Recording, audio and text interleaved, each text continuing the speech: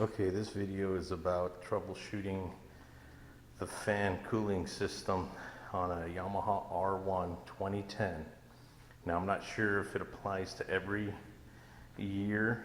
I know some people would say it does. I'm not certain, so I'm not going to say that it does.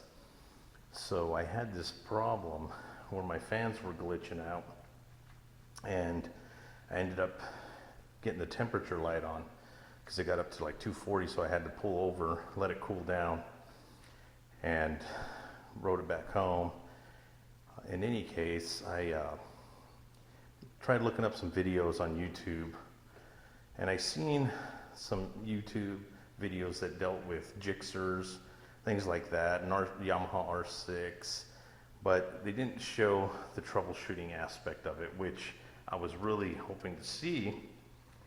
Now, I take the bike off, I take the seat off, I take the fairings off, and I took both sides off because over here we have the other fan connector, which is this right here. So you have a black and blue wire, and the black and blue, the black should be the power side, the blue should be the neutral side. So that being said, I started to grab my multimeter, and my multimeter right here. Now I can do a couple things with this. I can ohm things out, which I ohm those out, and on the ohming side of it, it came out fine. There was no heavy fluctuation.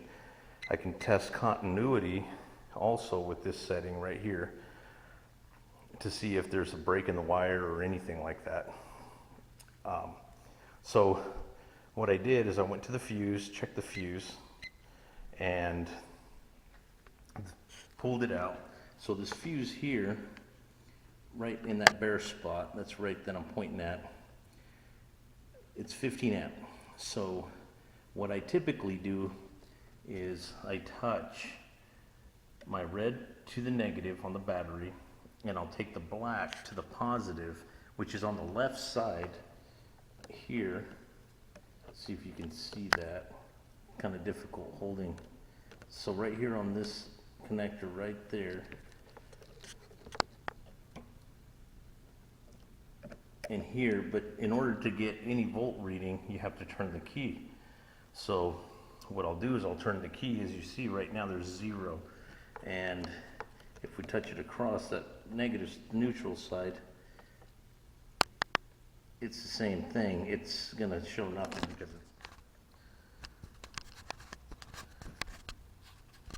so being that I'm here, as you can see, I'm doing this, and I'm gonna come over here, and that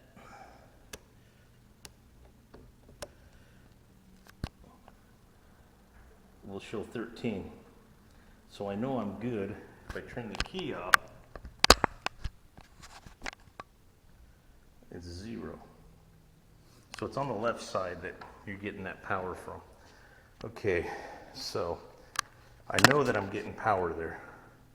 So if I know I'm getting power there, I don't have to necessarily go any further with that, but I want to put the fuse back in, and this is the fuse. It's 15 amp. It goes right back in that slot, and back there on the indicator it'll say 15 amp fan left, and then there's 15 amp fan right. So when I pull this, it also kills the ignition, and we don't. So taking the fairings off, located this guy here, and he clips in right here. So he's clipped in here. Let's get him back out. See if I can. Well, I should be able to pull him out here. Okay. So this guy here, what we have is we have a red and a brown wire. We have a green and a red wire. So these, what you want to do is you want to take a wire. So the red one will be the positive side. The brown one will actually be your neutral. So if you take a wire And I take some bell wire, which is 18 gauge. Let me show you here, right here. So I stripped a little piece of bell wire. And here's the thing. If you take it from the red to the brown, you'll hear the fan start up.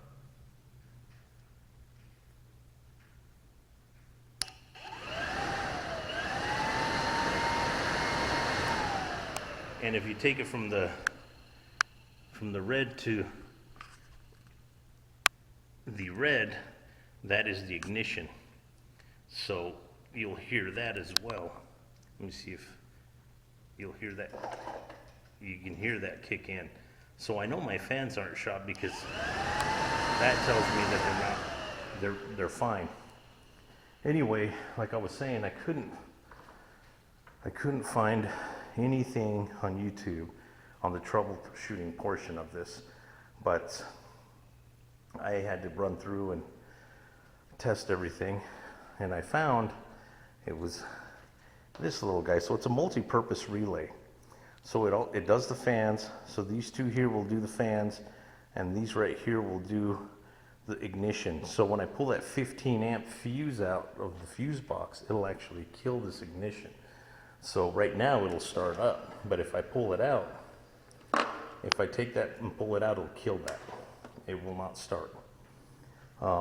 So again, I ohmed out these guys here and found no difference in the ohming. And you can stick the probes in both of them and both sides.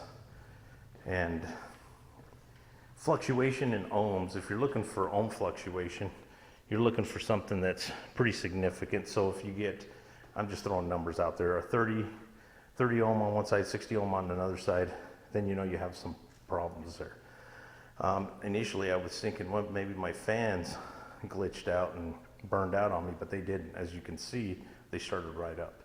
So that being said, it's obviously we all know that vehicles are DC, which is direct current. Troubleshooting these things can be very difficult for people who don't have that.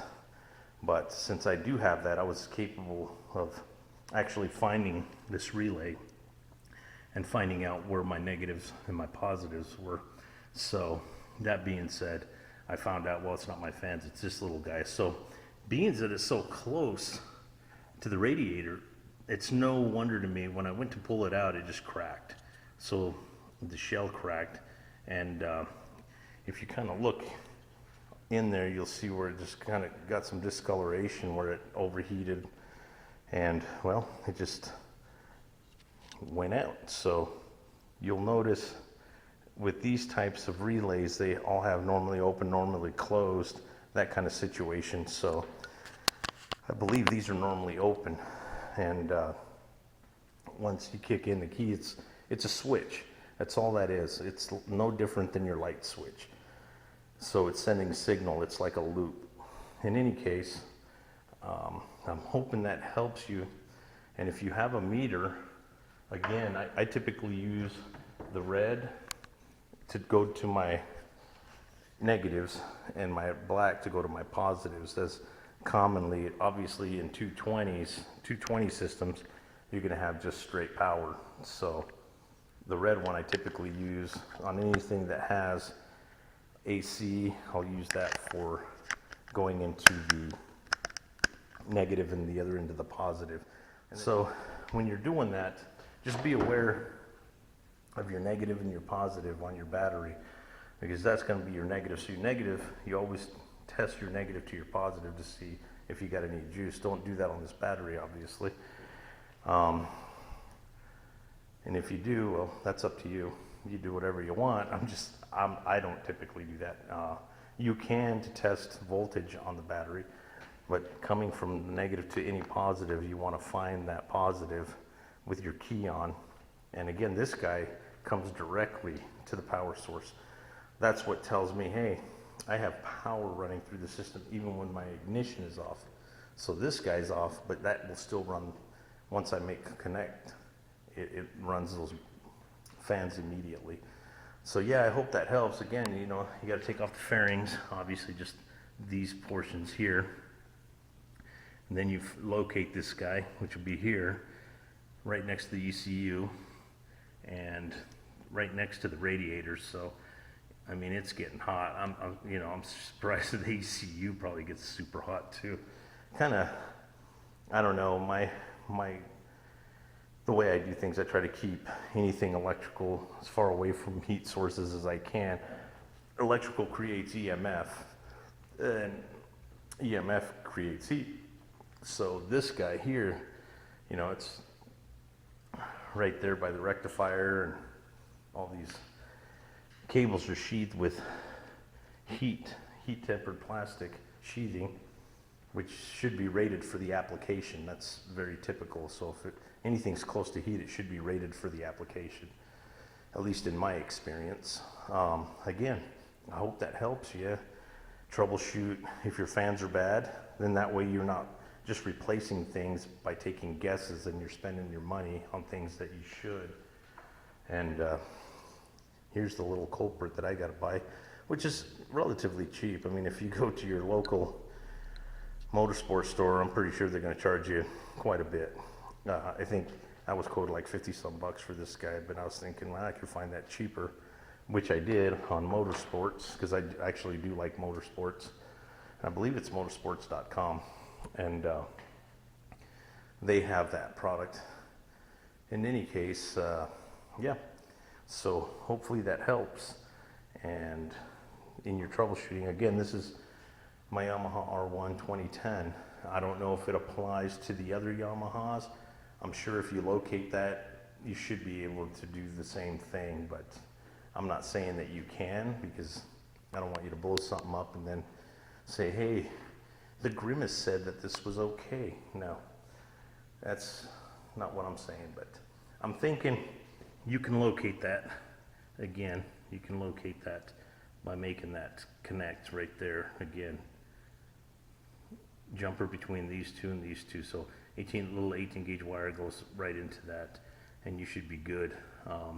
It's more like a 12 wire here, it seems. In any case, hopefully that helps you. And again, one of my biggest things is always be vigilant and practice. Practice your skills, invest in yourself, keep yourself safe, and maintain your moto, and learn about the moto so that you can repair the things that you need to repair. Of course, when it comes to bigger things like fork seals, yeah, you can do that, but if you don't have the equipment, obviously you got to pay somebody to do that. I typically pay people for my anything from my tires to my chains. The brakes I can do myself, fluids, oil changes, and I got a video on oil changing on this thing, and it's got the full titanium grades exhaust, so it's not a picnic, but hey, got to take care of your bike. Anyway, again, I hope this helps.